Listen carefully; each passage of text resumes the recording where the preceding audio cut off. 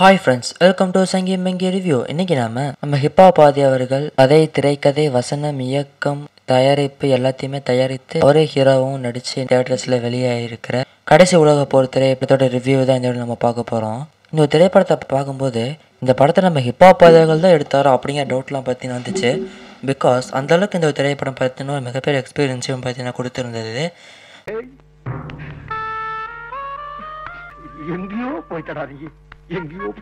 அப்படி இந்த திரைப்படம் எந்த மாதிரி எக்ஸ்பீரியன்ஸ்லாம் கொடுத்துருந்து அண்ட் படத்தில் ப்ளஸ் சேனல் மைனஸ் செஞ்சு அப்படிங்கிற ஒரு டீட்டெயிலான வீடியோவை இந்த நம்ம பார்க்கலாம். நண்பர்கள் சங்கி மங்கி வாங்க வீடியோக்குள்ளே போகலாம்.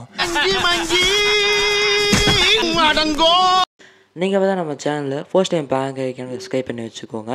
இன்ட்ரெஸ்டிங்கான மூவி ட்ரெய்லர், சாங் ரிவ்யூஸ் எல்லாமே நம்ம சேனலில் அப்லோட் ஆகும்.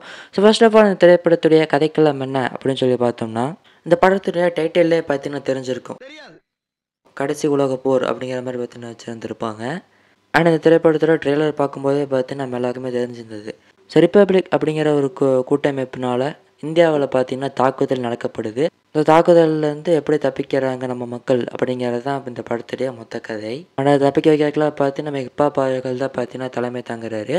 சிந்தனை பிளான் என்னென்ன மாதிரியான பிளான்லாம் பண்ணி மக்களை காப்பாற்றினாரு அப்படிங்கிறது தான் இந்த படத்துடைய கதை. இந்த திரைப்படத்தில் என்னென்ன ப்ளஸ் பாயிண்ட் இருந்துச்சு அப்படிங்கிறத பார்த்தலாம். So first plus point feel ஆனது இந்த படத்துடைய ஸ்டோரி லைன் தாங்க. உண்மையிலே ஒரு திங்கிங்கான ஒரு ஸ்டோரி லைன் அப்படின்னு சொல்லலாம். ஒரு போர் கதை அப்படிங்கிற மாதிரி திரைப்படங்கள் அப்படிங்கிறது நம்ம பீரியடில் நடக்கிற மாதிரியான, அதாவது பழைய காலத்தில் நடக்கிற மாதிரியான திரைப்படங்கள்லாம் பார்த்துருப்போம். உதாரணமாக அந்த பாகுபலி, RRR போன்ற திரைப்படங்கள்லாம் பார்த்தீங்கன்னா சொல்லலாம். ஸோ அந்த மாதிரி இருக்கிற காலகட்டத்தில் அந்த மாதிரி இருக்கிற ஒரு டைமில் எந்த மாதிரியான போரில் நடக்கும் அந்த மாதிரி தான் பார்த்தீங்கன்னா பார்த்துருக்கோம். ஸோ இப்போ நம்ம வாழ்ந்துருக்க காலகட்டத்தில் ரிப்பப்ளிக் அப்படிங்கிறதுனால ஒரு போர் வரும். ஸோ அந்த போர் எந்த மாதிரி இருக்க போகுது அப்படிங்கிறதெல்லாம் உண்மையிலே பார்த்தீங்கன்னா அழகாக காமிச்சிருந்தாரு. அந்த மாதிரியான ஒரு கதைக்களம் அப்படிங்கிறதே பார்த்தீங்கன்னா ஒரு திங்கிங்கான கதைக்களம் தான். ஸோ அதை நம்ம இப்போ பார்த்தீங்கன்னா சூப்பராகவே பண்ணியிருக்காரு. ஸோ அதுவே பார்த்தீங்கன்னா மிகப்பெரிய ப்ளஸ் பாயிண்ட். இத சொல்றதுக்காயா எவ்வளவு காலம் படாத பாடுபட்ட? நான் தான் உன்னை சொல்ல விடாம தடுத்துட்டேனா? எவ்வளவு பெரிய தவறு. அண்ட் அடுத்தது அந்த படத்துடைய அந்த ஸ்டோரிக்கு தகுந்த மாதிரியான ஸ்க்ரீன் பிளே சூப்பராகவே இருந்துச்சு அப்படின்னு சொல்லலாம். ஒரு இடத்துலையுமே பார்த்தீங்கன்னா ஆடியன்ஸை வேறு சிந்தனை கொண்டு போகாமல் ஒரு சூப்பரான ஒரு ஸ்க்ரீன் பிளே பார்த்தீங்கன்னா ஹிப்ஹாப் ஆதிகள் பார்த்தீங்கன்னா பண்ணியிருந்தார். அடுத்ததாக ஸ்க்ரீன் பிளேக்கு தகுந்த மாதிரியான VFX ஒர்க்கு வேறு லெவலில் VFX பண்ணியிருந்தாங்க அப்படின்னு சொல்லலாங்க. ஸோ இந்த திரைப்படம் பார்த்தீங்கன்னா ஒரு பட்ஜெட்டில், அதாவது ஒரு லோ பட்ஜெட்டில் எடுக்கப்படுற திரைப்படம் அப்படின்னு சொல்லிட்டு நம்ம எல்லாருக்குமே தெரியும். இந்த அளவுக்கு இருக்கிற ஒரு கம்மியான பட்ஜெட்டில் எப்படி இந்த மாதிரிலாம் VFX பண்ணாங்க அப்படின்னு சொல்லிட்டு தெரியல. ரொம்பவே அருமையாக வந்துருந்துச்சு. எஸ்பெஷலி இந்த படத்துடைய இன்டர்வல் சீனில் எக்கச்சக்கமான VFX ஒர்க்லாம் இருந்துச்சு. அண்ட் அதெல்லாமே பார்த்தீங்கன்னா நல்லாவே நேச்சுரலாக இருக்கிற மாதிரியே சூப்பராகவே பண்ணியிருந்தாங்க. என்ன பண்ண முடியுமா அதை பண்ணிட்டேன். இந்த படத்தில் நடிச்சிருந்த கேரக்டர்ஸ் எல்லாருக்குமே பார்த்தீங்கன்னா சரிக்கு சமமான ஆக்டிங் பார்த்தீங்கன்னா கொடுத்துருந்தாரு அப்படின்னு சொல்லலாம். அதுக்கு தகுந்த மாதிரி எல்லாருமே பார்த்தீங்கன்னா அவங்களோட ஆக்டிங்குமே வெளிப்படுத்தியிருந்தாங்க. நம்ம ஆதி அவர்களாக இருக்கட்டும், நாசர் அவர்களாக இருக்கட்டும், நட்ராஜன் அவர்களாக இருக்கட்டும், எல்லாருக்குமே பார்த்தீங்கன்னா அந்த சரிக்கு சமமான ஆக்டிங் அப்படின்னு சொல்லலாம். ஜூனியர் ஆர்டிஸ்ட்டு, இந்த முக்கியமான கதாபாத்திரங்கள் அப்படின்னு சொல்லிட்டு 25 பேர் பார்த்தீங்கன்னா இருப்பாங்க. ஸோ அது எல்லாமே பார்த்தீங்கன்னா ஒரு முக்கியமான கதாபாத்திரங்களாகவும் அண்ட் அதுக்கு தகுந்த மாதிரியான ஆக்டிங்குமே பார்த்தீங்கன்னா இருந்திருந்தது. ஸோ அந்த அளவுக்கு படத்துடைய கேரக்டர்ஸ்லாம் பார்த்தீங்கன்னா ரொம்ப சூப்பராகவே பண்ணியிருந்தார் நம்ம ஹிப்ஹாப் ஆதி அவர்கள். அண்ட் அடுத்ததாக இந்த படத்துடைய ஃபர்ஸ்ட் ஹாஃப் பார்த்தீங்கன்னா ரொம்ப சூப்பராக இருந்துச்சு.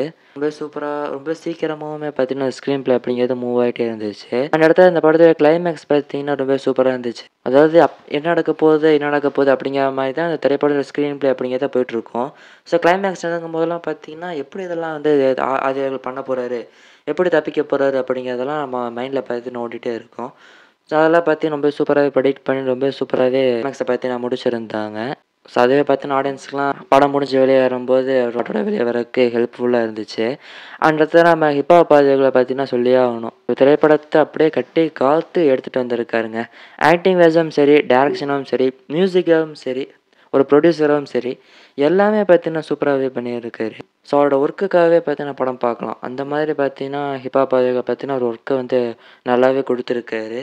ஸோ ஒரு ஆள் படத்தில் இருந்த ப்ளஸ் பாயிண்ட் அப்படிங்கிறது இதெல்லாம் தான். நம்ம நெகட்டிவிட்டிலாம் நினைக்க அப்படின்னு சொல்லிட்டு பார்த்தோம்னா, ஸோ நெகட்டிவிட்டி அப்படிங்கிறது படத்தில் எதுவுமே எனக்கு பெருசாக ஃபீல் ஆகலை. செகண்ட் ஹாஃபில் பார்த்தீங்கன்னா கொஞ்சம் லேக் ஆகிற மாதிரி தெரியும். அதாவது இந்த ஃபஸ்ட் ஹாஃப் போன ஸ்பீடுக்கு செகண்ட் ஹாஃப் ஸ்டார்டிங்கில் பார்த்தீங்கன்னா கொஞ்சம் லேக் ஆகிற மாதிரி இருக்கும். அண்ட் அதுக்கப்புறமா போக போக இந்த கிளைமேக்ஸில் நெருங்க ரொம்ப சூப்பராகவே பார்த்தீங்கன்னா கொண்டு போயிடுவாங்க. ஸோ இது வந்து பார்த்தீங்கன்னா நிறைய பேருக்கு வந்து தெரியாது. மோஸ்ட்லி வந்து நிறைய பேருக்கு தெரியக்கான வாய்ப்புகள் இருந்து இந்த லேக் அப்படிங்கிறது. ஒரு சில பேருக்கு பார்த்தீங்கன்னா அந்த லேக் அப்படிங்கிறது தெரியும். அந்த இடத்துல பார்த்தீங்கன்னா படத்துடைய மியூசிக் ஒர்க் அப்படிங்கிறது கொஞ்சம் சுமாராக இந்த மாதிரி தான் ஃபீலாக இருந்துச்சு. ஆனால் அந்த சீன்ஸோட வரும்போது ரொம்பவே அந்த நல்லா இருக்கும். இருந்தாலும் வந்து ரொம்ப வந்து மியூசிக்கில் பவர் இல்லையோ அப்படிங்கிற மாதிரி தான் பார்த்தீங்கன்னா ஃபீல் ஆகியிருந்துச்சு. இதுவுமே பார்த்தீங்கன்னா பெருசாக குறைய தெரியாது. ஸோ எனக்கு இந்த கொஞ்சம் தெரிஞ்ச விஷயங்களை தான் பற்றி நான் சொல்லியிருக்கேன். அது ஒன்றும் இல்லை, கீழே போட்டுரு. ஸோ ஓவரால் இந்த திரைப்படம் பார்த்தீங்கன்னா ரொம்பவே சூப்பராக அமைஞ்சிருக்கு. ஸ்டோரி வைஸாகவும் சரி, டைரக்ஷனாகவும் சரி, ஸ்க்ரீன் பிளேவும் சரி, எல்லா வகையிலுமே இந்த திரைப்படம் பார்த்தீங்கன்னா நல்லா அமைஞ்சிருக்கு. ஸோ கண்டிப்பாக டைம் இருந்துச்சு அப்படின்னா தேட்டரில் போய் பார்த்து எக்ஸ்பீரியன்ஸ் பண்ணுற மாதிரியான திரைப்படமாக தான் இந்த கடைசி உலக போர் திரைப்படம் பார்த்தீங்கன்னா அமைஞ்சிருக்கு. டைம் இருந்துச்சு அப்படின்னா கண்டிப்பாக தேட்டரில் போய் பாருங்கள். சரி, ஓகே ஃப்ரெண்ட்ஸ், நீங்கள் இந்த கடைசி உலக போர் திரைப்படம் பார்த்துட்டீங்க அப்படின்னா உங்களோட எக்ஸ்பீரியன்ஸ் வந்து எந்த மாதிரி இருந்துச்சு அப்படிங்கிறத கமெண்ட்லாம் கூட ஷேர் பண்ணுங்கள். அண்ட் நான் இது ப்ளஸ் மைனஸ் இது விட்டுருந்தேன்னா அதையும் மறக்காமல் கமெண்ட் பண்ணுங்கள். அண்ட் இந்த உங்களுக்கு பிடிச்சிருந்துச்சு அப்படின்னா லைக் பண்ணிக்கோங்க. உங்கள் ஃப்ரெண்ட்ஸு பார்க்கணும் அப்படின்னா அவங்களுக்கு ஷேர் பண்ணுங்கள். அண்ட் மறக்காமல் நம்ம சைமங்கி ரிவ்யூ சேனலை சப்ஸ்கிரைப் பண்ணி வச்சுக்கோங்க. மீண்டும் இன்னொரு சூப்பரான வீடியோ சந்திக்கிறேன். அதற்கு முன்னே விடைபெறுவது உங்களே நான். ஓ மோதிர கையில ஒரே ஒரு குத்து குத்திர. மோதிர கையில குத்தவா? அண்ணா ஏதோ சென்டிமெண்டா கேக்குறானே, போடா போகுதுண்ணே, ஒரு குத்து குத்துண்ணே. அப்படியா? ஆ போடா.